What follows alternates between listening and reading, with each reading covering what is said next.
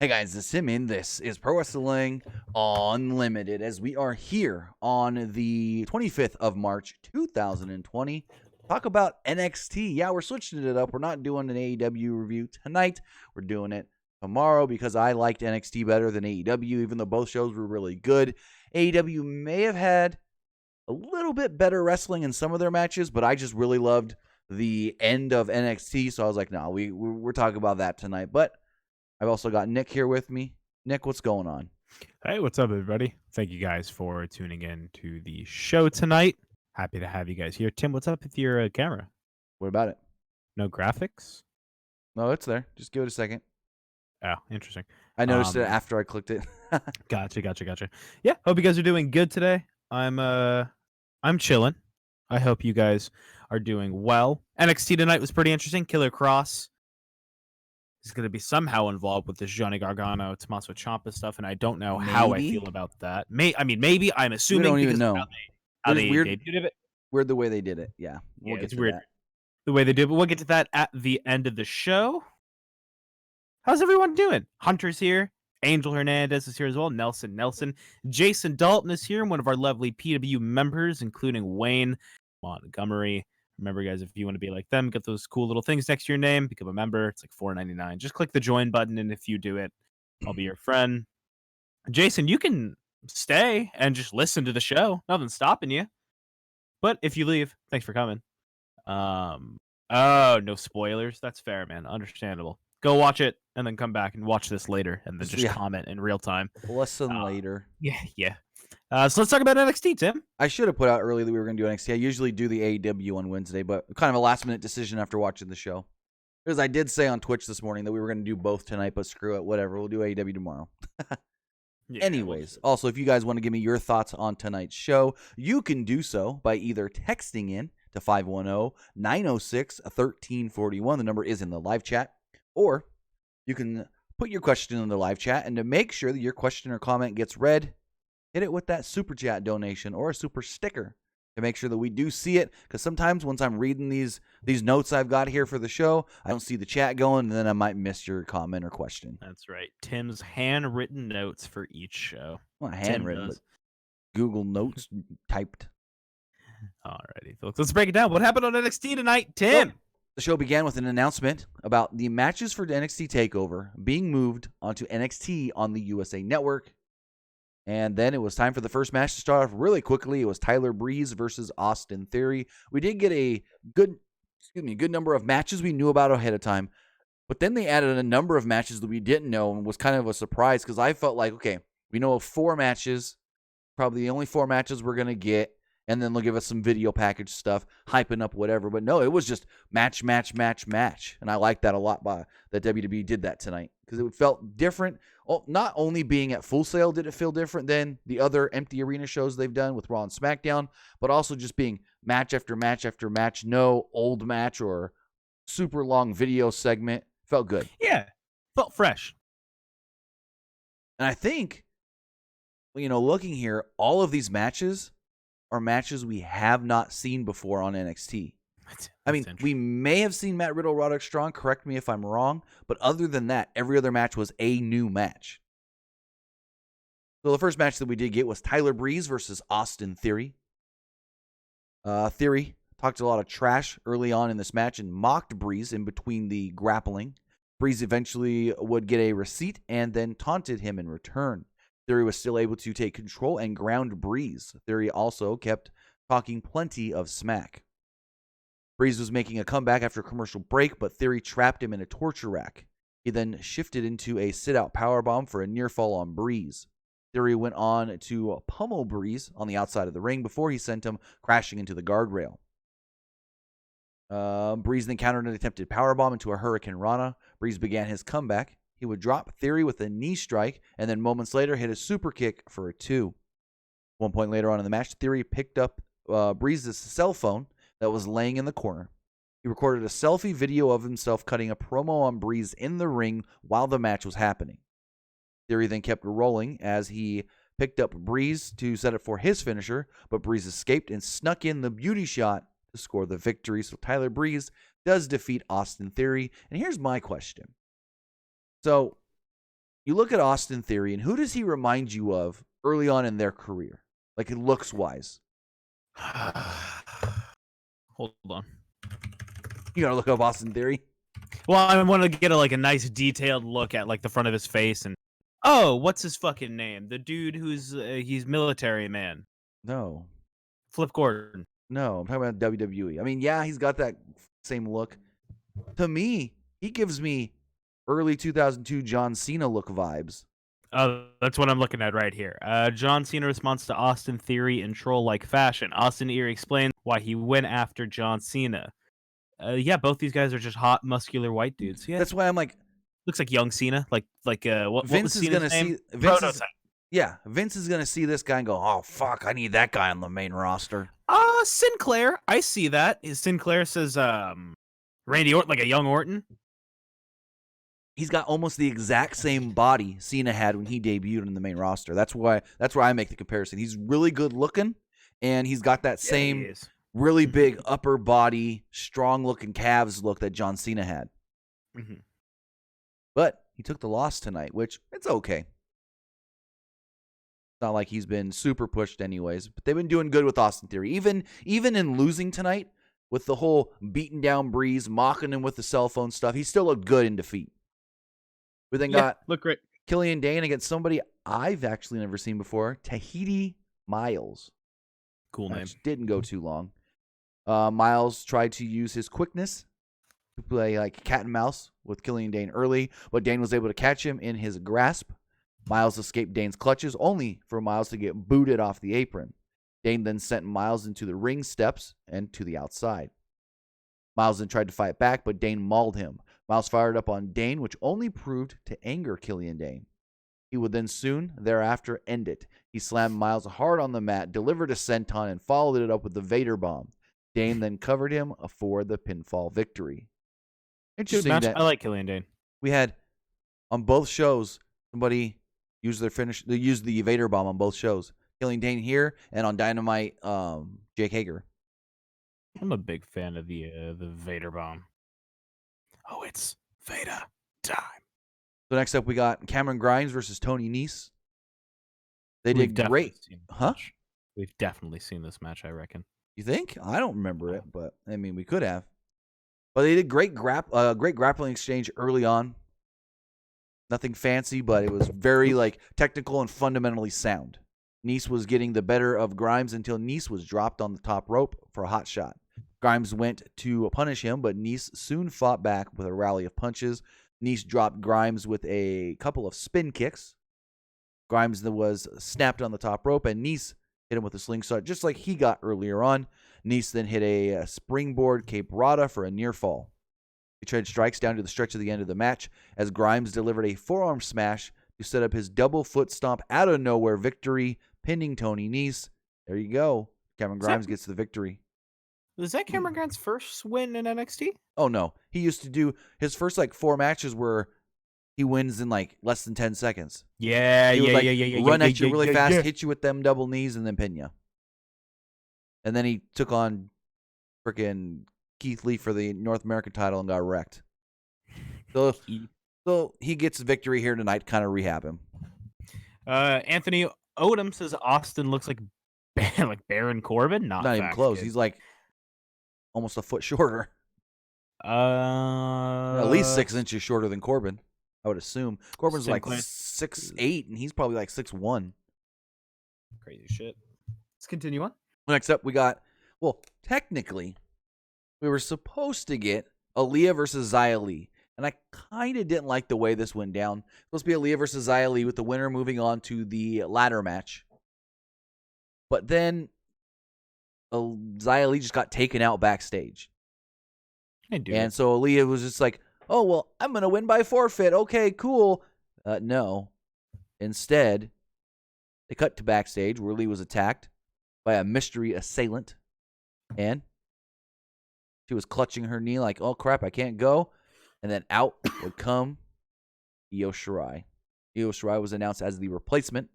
And my thought was, do we really need that? Why couldn't they have just announced it all along as Io Shirai versus versus Aaliyah? And if they wanted to do that, why didn't they just have Io attack her? and just No, say it was her. I mean, I kind of get the whole attack thing. It makes Io look like a bigger, stronger heel. Right, but you can say it was Io. No, they said that it was Io doing the attacking. Eventually, we realized it was Io. But my interesting thing was like, why did they even need to do the attack on Xia Li thing? They could have just announced Aaliyah versus Io Shirai and just did that match, which we ended up getting, where there wasn't much to do the match. Io just whipped her ass and beat her. Gotcha, I mean, there's not even much to even recap. Yeah. Aaliyah came out of the happens. match. Where was I? Real quick, Blainer 14. We just wanted to do NXT first tonight. It's really just up to what do we do tonight and what do we do tomorrow. We just figured NXT tonight and we'll do AEW tomorrow, same time.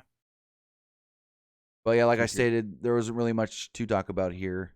Io Shirai basically squashed her.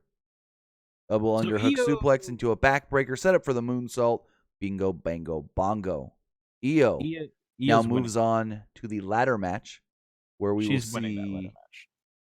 Who are the others? I know there's in their match already is Mia Yim, Tegan Knox, Chelsea Green. So now we add. Yes, those three have already qualified. Now we add Io Shirai, and we'll add one more here momentarily. So I assume it'll be Io winning. Io, I don't know. Yeah, it'll be her picking up the win, and she's going to face Charlotte for that NXT women's belt. You think Charlotte beats Rhea Ripley? I think Rhea Ripley beats Charlotte. Nah, Charlotte's going to win. Well, here's the thing. If Charlotte's winning the belt, then it can't be Io. You don't want to do heel versus heel. And plus, you really think Charlotte's going to win that title and then only work NXT, not be main roster? Think about that. Hello? Uh-oh, did I lose Nick again? Hello? Nick?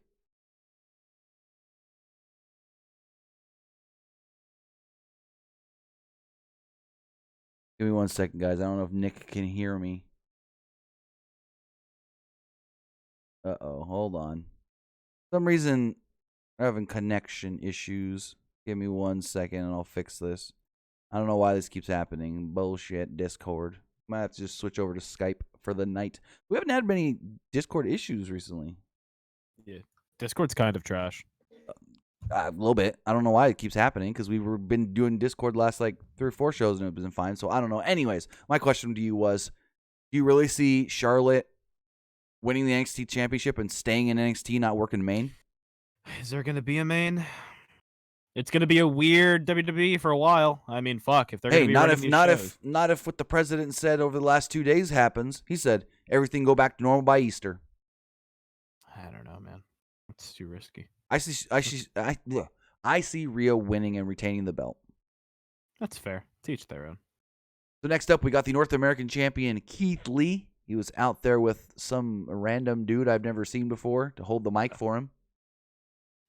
My dog's angry right now. Uh-oh. My dog is full of rage. Someone's angered her during mealtime. Someone rang the doorbell. She hates that. So the guy asked Keith Lee about his incident with Dominik Dijakovic from a few weeks ago. Almost seems like ages ago at this point, though. Facts. Seems like so fucking long ago. Lee said that he wanted to apologize because he thought that Dominik was the one that attacked him, didn't realize that it was Damian Priest.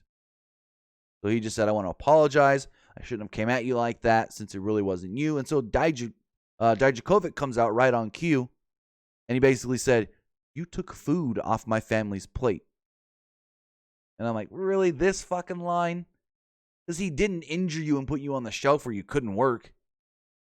It was just like, he beat you down because he thought you attacked him from behind, and you were fine basically right after that. Like, I didn't like the line of you took food off my plate because you can only use that line if you put a guy on the shelf for like at least a month.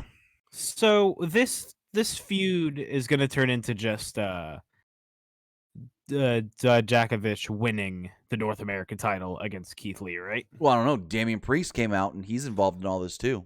Well, Damian Priest was the one that attacked Keith Lee from behind.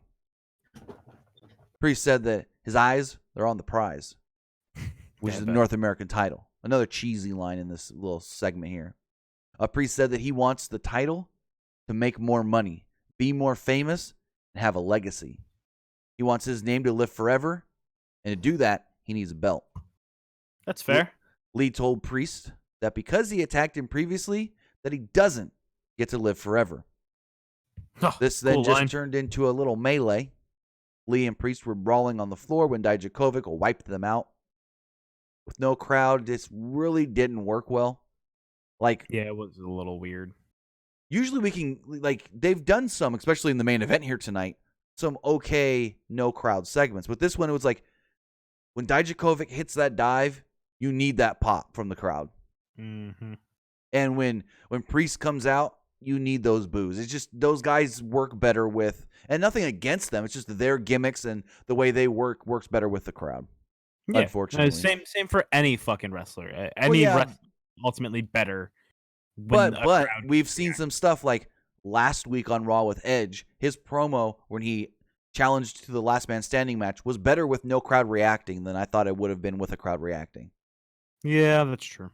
So then, NXT champion Adam Cole cut a fantastic promo. He was poolside on vacation with his championship belt slung over his shoulder. He boasted about himself before issuing a challenge to the Velveteen Dream on behalf of Bobby God. Fish. You ever learn to talk? Nope. Same. Great heel move here, bragging about himself and then saying, "Oh yeah, you want to come at me? We'll face my boy first." So it looks like eventually we will be getting, which we assumed, Velveteen Dream challenging Adam Cole for the NXT Championship, but you got to go through Bobby Fish first. And you know what I say? I don't. I really don't know what you said. How much fish could a Bobby Fish fry if a Bobby Fish could fry fish? I want to put a gun into my mouth and paint my fucking ceiling red.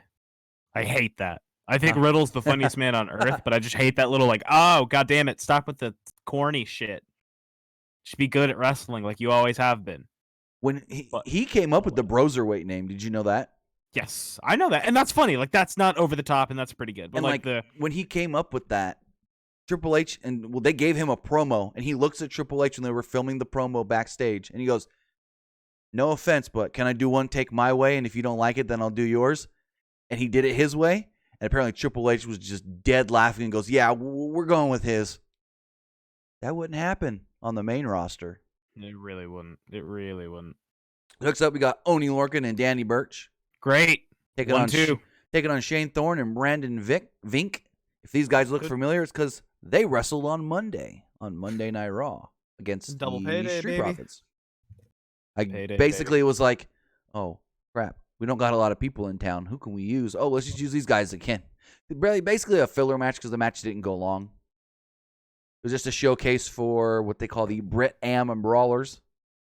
Is that what they're calling them? That's what they call them for a while, especially when they've done stuff on I thought they were 1-2. NXT UK. They've called them the Brit Am Brawlers.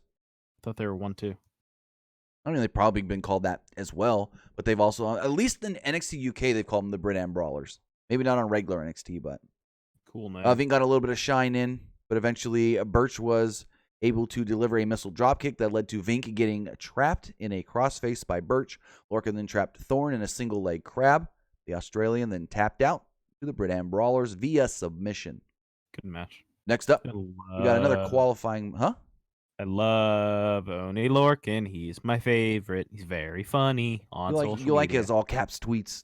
I just like his very cokehead, chaotic energy that he provides. Like, he provides, like, every tweet you read from him, you think he just did the most insane line of coke.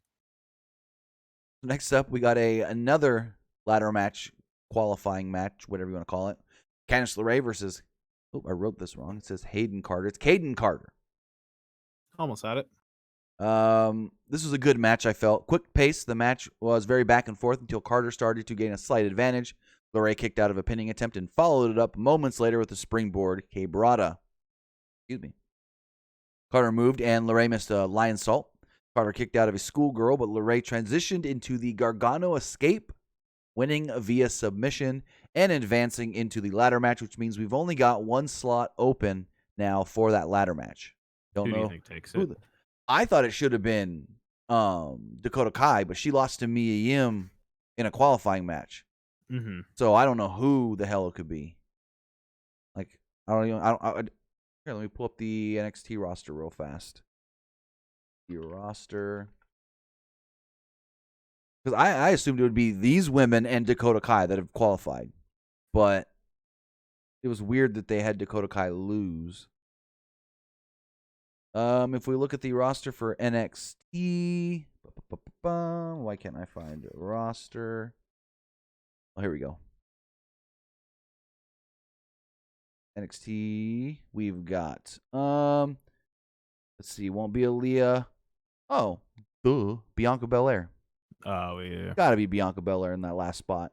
If it's not That's Dakota cool. Kai, I'm with it.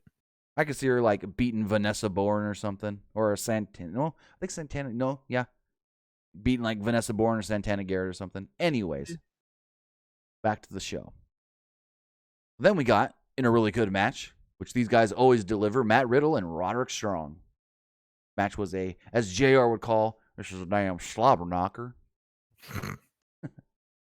They looked very snug with their strikes, like they told each other to lay it in. Riddle went down just before the commercial break, and Strong was working him over as the show returned from commercial break. Riddle fired up with kicks and forearm smashes. Riddle went for a PK, but Strong countered and caught his leg. Strong then applied a Boston Crab. Riddle escaped and executed a bro to sleep and a German suplex for a near fall. Strong then fought back and delivered an Olympic slam for a 2 count. What would you call that move besides is that what you call it, the Olympic slam? Because it's always ever been called the Olympic slam or the angle slam. I believe the actual term is Olympic slam, and the one that you're thinking of is angle slam is Kurt Angle's. Olympic slam is the name of the move. Just the generic name? Yeah, because I think there's some wrestling, like grappling, wrestling, like that kind of stuff. Their logo is a person doing that kind of suplex. Gotcha. Yeah, so it's it's the Olympic wrestling suplex. So it's like when normal people do it, they just do it from behind and they grab them and do it. But then you got Kurt's little setup where he's looking in front of you, he sweeps under your arm. Yeah. So, anyways, Strong was going for a series of elbow strikes when Riddle cut him off. Riddle then delivered the Roderick, score the pinfall and defeat Roderick Strong. I love the Roderick. Riddle was attacked after the match by 2 unnamed men that actually, if you pay attention to WWE's Twitter, you would have saw they spoiled this on the last night. It wasn't WWE's normal Twitter. It was the WWE official account through India. They posted a picture with these 2 guys and Malcolm Bivens, the former Stokely Hathaway, saying that they're going to make their NXT debut this week. But many people may not have seen that because it was on the WWE India Twitter account. They didn't put it on the NXT account. They didn't put it on the PC account. They didn't put it on the WWE account. So they kind of gave away that they were going to be on the show. And when we got to this match, I was like, there's not much time left. Did they cut these guys? It's a pre-taped show. They can just edit it however they want. But nope, these guys attacked Riddle afterwards. Looks like Malcolm Bivens is now going to be managing his own AOP-looking group. Well, I'm not looking, but type of group, just 2 big dudes that are going to want to beat asses. He's going to be their mouthpiece. I do want to beat ass. Okay. That's what I'm saying. Bivens, go for it. No, I was just going to say let's continue on with the match. Bivens introduced them as the future NXT Tag Team Champions. Yeah, I bet. Uh-oh, I think we lost. You there? Yeah, I'm still here. It sounded like you were talking and went Nope, you cut out or something. Anyways, so he said they're going to be new future NXT Tag Team Champions. We then got announced for next week, Velveteen Dream versus Bobby Fish. Also next week, those that lost their qualifying matches. Oh, see, I didn't realize this. Those that lost their qualifying matches will get a last chance to qualify for the ladder match in a 6-person gauntlet match. That's kind of cool. Yeah. So no Bianca Belair? No, it'll probably be what's her It's name? weird that she isn't being used. It'll probably be Dakota. Maybe. Anyways, main event for next week will be a triple threat match. The NXT Championship, or the NXT North American Championship, where Keith Lee will defend against both Dijakovic and Damian Priest. And then, oh boy, did we get a banger of an ending segment. Triple H was out there, called out both Gargano and Ciampa, and these guys killed it. Triple H was in the ring and addressed the feud between these two men. Ciampa was the first to interrupt Triple H. Ciampa said that he knew Gargano was in the building, so get him out here. Let's settle this now. Triple H told him that there would be no fighting, and Gargano would come out and go, "You think I'm dumb? I ain't getting in that ring with him." Triple H looks at Ciampa and he's like, "Don't touch him." Gargano finally gets into the ring. Triple H is standing kind of between them, but off to the side, so there's like nobody really between them. But he can like throw his arm in between them if he needs to, like the Dana White move at the weigh-ins. And Triple H basically was like, "I know what you guys are going through. You ever see what happened with me and Sean?" And he was just like, you guys had that wild brawl. You destroyed the Performance Center. If this was up to Regal, he'd fire both your asses. But I'm giving you guys another shot. He's like, "I want you guys to fight and end this now. One last time. Are you ready to go?" And Ciampa's just standing there. And Gargano's like, "I ain't ready." He's like, "Fine. How long do you need to be ready?" And Gargano's like, "Give me 2 weeks." Triple H goes, "Fine. I'm going to find you an empty building because you say you don't need a crowd. You don't need anything but a ring and a building. So I'm going to find you an empty building. And then in 2 weeks, you're going to get a text message from me with the location of that empty building. You'll have a referee, and you'll end this." He then stated, "You guys like to say that NXT isn't big enough for the two of you? Well, it is. And if this feud continues at all past this match, you're both gone." Basically said, you end it in this match, and if you guys touch each other again, I'm going to fire both your asses. Suddenly, Triple H says that in 2 weeks, these two will face off in a random empty building. All of a sudden, static appears. We hear a crow, and then we get an ominous little vignette video, and we see flashes of a Killer Cross's face, the word TikTok, a clock, some blood, and then the show just goes off the air of actually a minute early. That was NXT. Uh-oh, we lost Nick again. Sons of bitches. Let me reconnect him. I don't know what's going on. Nick, are you there? God dang it.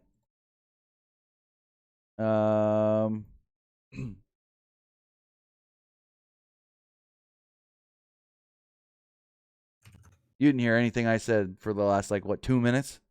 No, I did. I have it on in the background. Oh, so what did Yeah, you think of the end? I thought it was cool. I really am excited for Killer Cross. I'm excited to see what they get to do with him. I think Killer Cross is great. I had the opportunity to see him wrestle live at Bar Wrestling. Oh, he was at that show? No, I'm sorry. I'm thinking of Matt Cross. I was going to say, he's already had signed with WWE. They ain't letting him do anything. Yeah, thinking of Matt Cross. Anyway, I do think he's How a really do you good get wrestler. those two mixed up? Matt Cross got a big-ass beard. Because what's their last name? That doesn't matter. They don't look the same. All right. Hey, Tim, what's their last name? They're both spelt differently. Hey, Tim. Anyways. What's their last name? Killer Cross. There you go. Coming in. We already knew. But yeah, we already knew. We don't know. Signed with the company. We don't know exactly when or how or if he's even involved in this. Because I don't think he is. Or else they would have cut back to the ring and Triple H's face or something. What the hell was that? Mm-hmm. Which actually, that'd be a really cool thing to do. If the Killer Cross video played, they cut back to a shot of the ring and Triple H looking super confused. And then Triple H 1 week is in the ring and Killer Cross interrupts Triple H and he's like, "I want opportunities" or something. That'd be cool. Because he's a big enough star to where bringing him in with, not to wrestle Triple H, but in a segment with Triple H would be just great. But it doesn't look like that's what they're going to do. At least I don't think. Yeah, I doubt it. But I'm 99% sure he's going to be paired with his girlfriend, Scarlett Bordeaux. And if you've ever seen their work in AAA, in FSW, they are perfect. They work perfectly together. Not just because they're boyfriend, girlfriend or anything, but they are just a great act. Mm-hmm. Great chemistry. Work really well. Oh, yeah. Just their chemistry is probably as good as Zelina and Andrade, if not better. Mm-hmm. Real nice. That's it. Was NXT, folks. I want to thank you guys for tuning in. My name is Nick. You can follow me on Twitter at ArmWeek21. That's it. Just at ArmWeek21? Or did we lose Nick again? Oh, I think we lost Nick again. Well, with that, you can follow Nick on Twitter at ArmWeek21. You can follow me on Twitter at TimmyBuddy. You can also follow me on Twitch at TimmyBuddy there, twitch.tv/TimmyBuddy. Remember, if you are an Amazon Prime member, then you're a Twitch Prime member. And as a Twitch Prime member, you get one free sub to any Twitch channel, any Twitch streamer you want to support. And I would greatly appreciate it. Use that free sub to support me. With that, we will be live again tomorrow night talking about this week's AEW Dynamite. With that, guys, I do have 2 text messages I want to read real fast. Person here says, do you think Dream can defeat Cole for the title? Good chance, but I don't think so. And this person says, what do you see Killer Cross doing in his first feud program? Not a clue. I gave my suggestion, but I don't think that's what's going to happen. But with that, I want to say thank you guys for joining me here tonight. Have a good night, and we'll see you tomorrow.